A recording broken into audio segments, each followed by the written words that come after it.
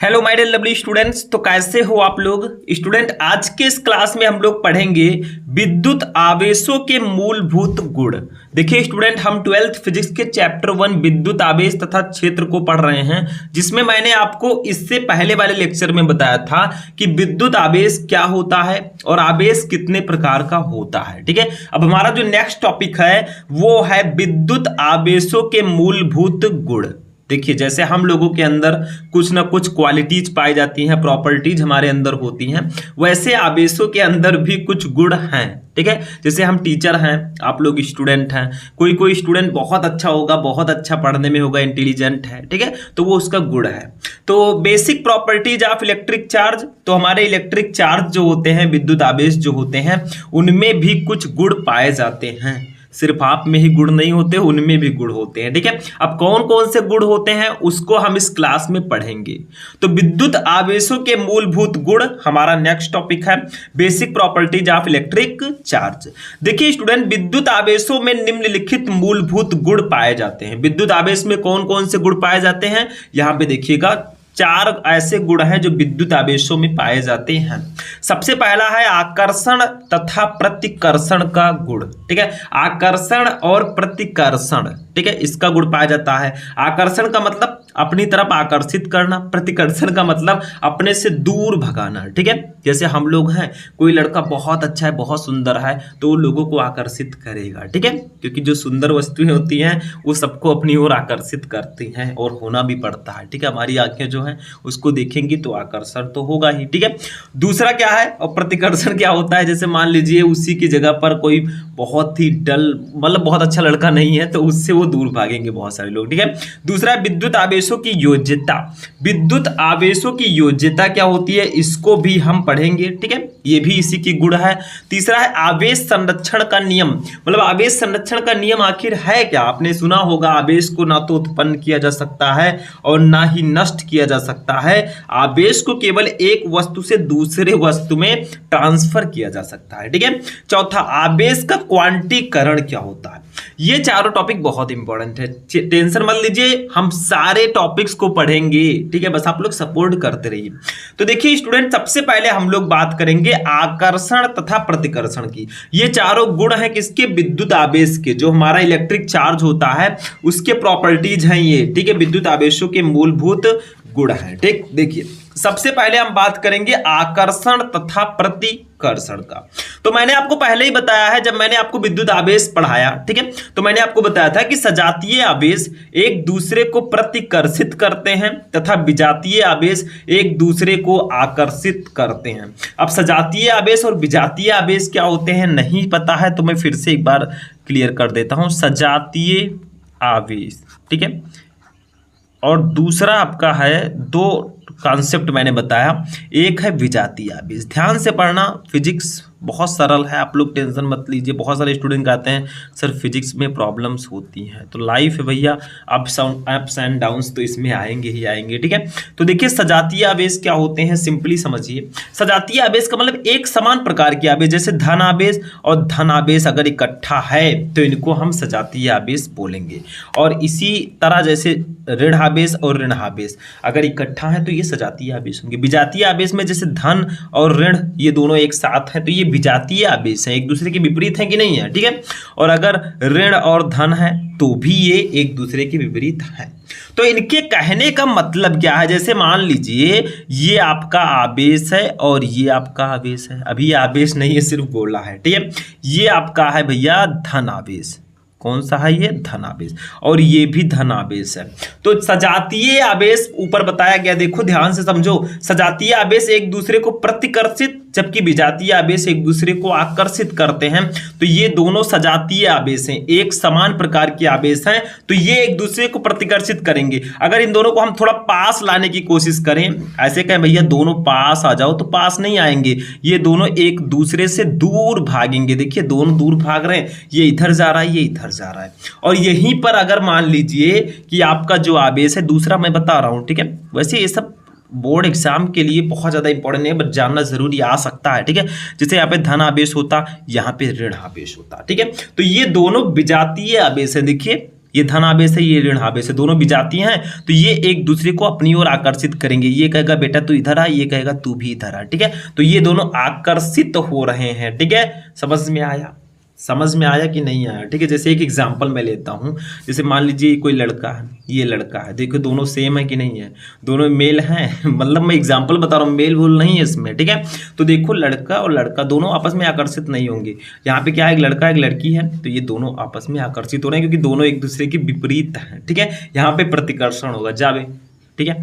समझ में आ रहा है? मैं एक एग्जांपल समझा रहा हूँ आप लोगों को समझाने के लिए, गलत वे में मत लीजिएगा, ठीक है, क्योंकि समझना जरूरी है।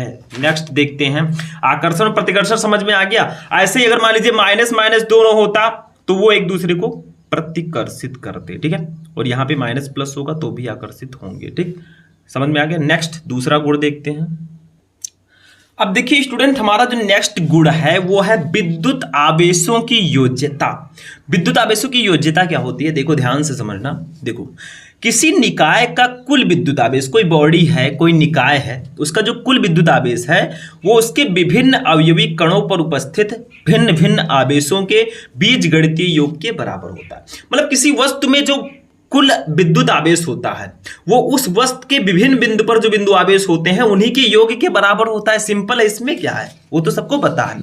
यदि मान लीजिए कोई निकाय n अवयवी कणों से मिलकर बना है, मान लो कोई निकाय जो है उसमें n अवयवी कण है, 1 2 3 नहीं n, जिन पर आवेश क्रमशः plus Q1 plus Q2 plus Q3 minus Q4 ऐसे ऐसे आवेश हैं। जैसे यहाँ पे माइनस Q3 लिख दीजिएगा, जैसे मान लीजिए माइनस Q3 है, ठीक है, ऐसे समझ लीजिए माइनस Q3 माइनस Q4 या फिर प्लस Qn तक हो, मतलब अनंत तक हो, तो क्या कहा गया है कि किसी निकाय का कुल विद्युत आवेश उसके विभिन्न अवयवी कणों पर उपस्थित भिन्न भिन्न आवेशों के बीजगणितीय योग के बराबर होता है। जैसे मान लीजिए ये कोई निकाय है, क्या है ये, बॉडी है, ठीक है। तो इस निकाय का जो टोटल विद्युत आवेश होगा, मान लीजिए इसका कुल विद्युत आवेश प्लस Q है, ठीक है। अब ये जो निकाय है, ये जो वस्तु है, इसके कई बिंदु होंगे, यहाँ पे देखो ऐसे ऐसे कई बिंदु होंगे, ठीक है। तो मान लीजिए इस निकाय का जो ये बिंदु है इस पर जो आवेश है वो प्लस Q1 है, ये जो बिंदु है इस पर आवेश प्लस Q2 है, ये बिंदु जो है इस पर आवेश माइनस Q3 है, और ये बिंदु जो है इस पर आवेश माइनस Q4 है, ठीक है।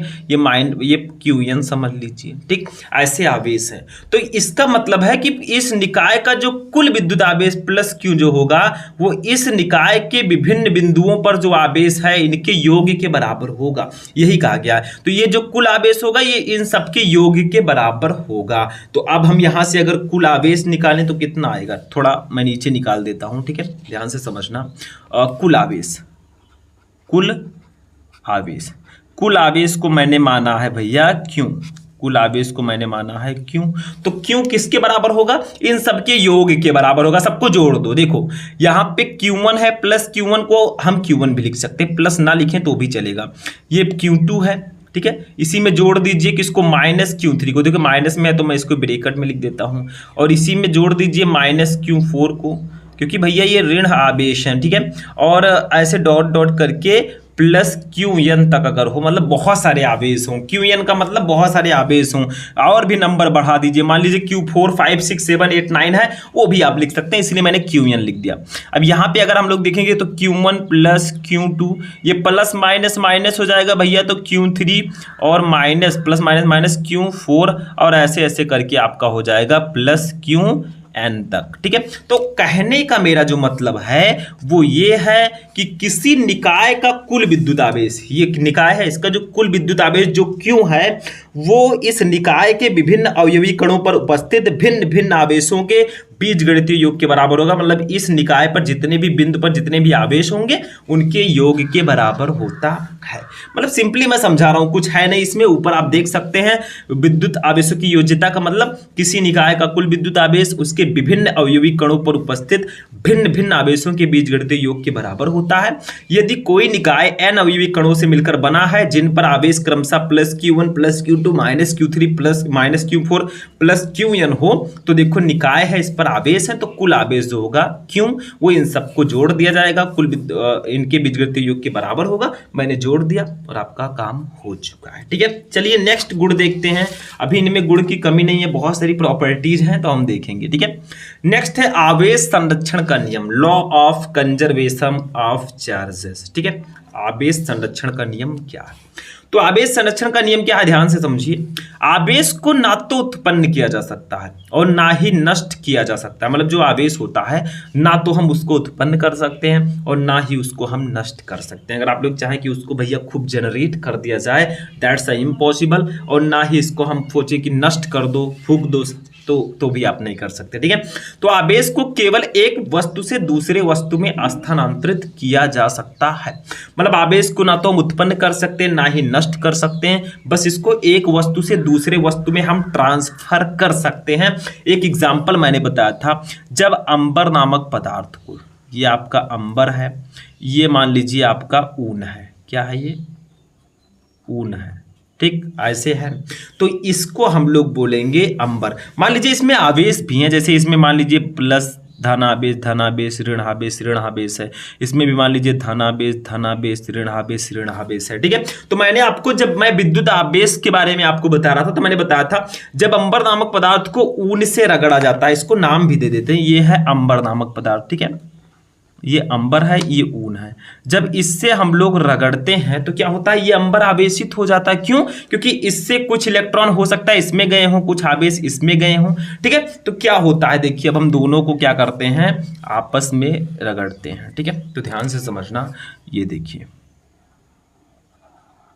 ये आपका अंबर हो गया, ठीक है, और ये आपका ऊन हो गया। ठीक है, दोनों को हम लोगों ने क्या किया, दोनों में घर्षण कराया। तो होता क्या है, देखो यहाँ पे ध्यान से समझना, ये प्लस धनावेश है, ये धनावेश है। ठीक है, ऑलरेडी ये ऋणावेश है, ये ऋणावेश है, और यहाँ से भी मान लीजिए कि ऋणावेश चला गया। ठीक है, यहाँ पे बचा क्या, धनावेश धनावेश और ऋणावेश। देखो यहाँ से एक ऋणावेश इसमें चला गया अंबर में। ठीक, समझ में आ रहा है? मैंने बताया था जब अंबर नामक पदार्थ को ऊन से रगड़ा जाता है तो क्या होता है, ये अंबर नामक पदार्थ छोटी छोटी वस्तुओं या कागज के टुकड़े को अपनी ओर आकर्षित करता है। क्यों? क्योंकि वो आवेशित हो चुके हैं, उसमें आवेश उत्पन्न हो चुके हैं। हो सकता है ऊन से कुछ इलेक्ट्रॉन इसमें चले गए हों। तो देखो यहाँ पे जब हमने दोनों को रगड़ा तो देखिए ये अंबर नामक पदार्थ जो है इसमें एक इलेक्ट्रॉन आ गया, कहां से, ऊन से। देखिए इसमें 2 प्लस था 2 माइनस था, यहां से एक माइनस इसमें आ गया भैया। तो यही स्थानांतरण हम कर सकते हैं। अगर आप लोग चाहें कि इस धनावेश को हम लोग रिमूव कर दें या फिर और बहुत सारे धनावेश ले आएं, तो ऐसा नहीं है।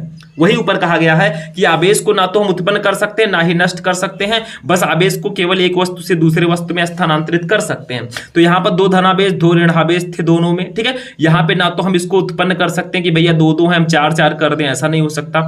ना ही अगर हम लोग चाहें तो इसको हटा सकते हैं, नहीं, हो नहीं सकता। दोनों में जब हम लोग घर्षण कराएंगे, दोनों को रगड़ेंगे आपस में, तो यहाँ पे हो सकता है कि इनका ट्रांसफर हो जाए, कुछ आवेश इसमें से इसमें चले आए या कैन भी इसमें से इसमें भी जा सकते हैं, बस ऐसा हो सकता है। ठीक है, तो समझ में आया?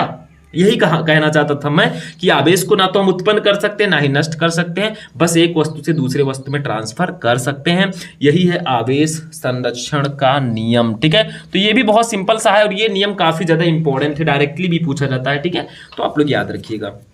नेक्स्ट हम लोग चलते हैं भैया 4 नंबर, गुड़ की कमी नहीं है। जैसे आप लोगों में बहुत सारे गुण हैं। कोई स्टूडेंट होगा दिन में 5-5 घंटे फोन देखता होगा, फोन मतलब स्मार्टफोन यूज करता होगा, रील्स देखता होगा, क्या फायदा मिलता है? कुछ नहीं, सिर्फ टाइम की बर्बादी। वही टाइम अगर आप लोग पढ़ने में लगाएंगे, कुछ एक्स्ट्रा करने में करेंगे तो भैया बहुत आगे जाएंगे। तो टाइम को वेस्ट मत कीजिए, क्योंकि समय कब किसका बदल जाए कोई भरोसा नहीं है, और टाइम को वेस्ट मत कीजिए। आज आप टाइम को अगर बर्बाद करेंगे तो कल टाइम आपको भी बर्बाद कर सकती है। ठीक है, तो बहुत सोच समझ कर काम कीजिएगा आगे। ठीक है, फोन यूज कीजिए थोड़ा बहुत।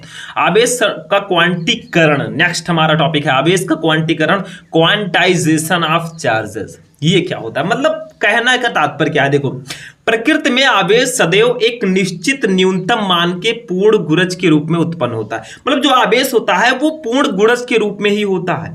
प्रकृति में। इसे आवेश की क्वांटीकरण अथवा परमाणुकता कहते हैं। मतलब प्रकृति में जो आवेश है वो हमेशा एक निश्चित न्यूनतम मान के पूर्ण गुणज के रूप में उत्पन्न होगा। अभी मतलब क्या है मैं समझा रहा हूं। इसे आवेश की क्वांटीकरण अथवा परमाणुकता कहते हैं। जैसे आवेश जो है नंबर ऑफ इलेक्ट्रॉन वो जो है भैया वो 1 हो सकता है, 2 हो सकता है, 3 हो सकता है, 4 हो सकता है। मेरे कहने का मतलब है जो इलेक्ट्रॉन है प्लस माइनस ई जो है ये ऐसे हो सकता है, 1 इलेक्ट्रॉन प्लस माइनस 2, ठीक है, और प्लस माइनस 3 हो सकता है। लेकिन अगर आप लोग सोचें कि 0.7 हो जाए इलेक्ट्रॉन या फिर 2.5 इलेक्ट्रॉन हो जाए तो ये भैया जो है ये असंभव है। मतलब ये हमेशा एक पूर्ण गुणज के रूप में होगा, या तो 1 होगा, 2 होगा, 3 होगा, 4 होगा।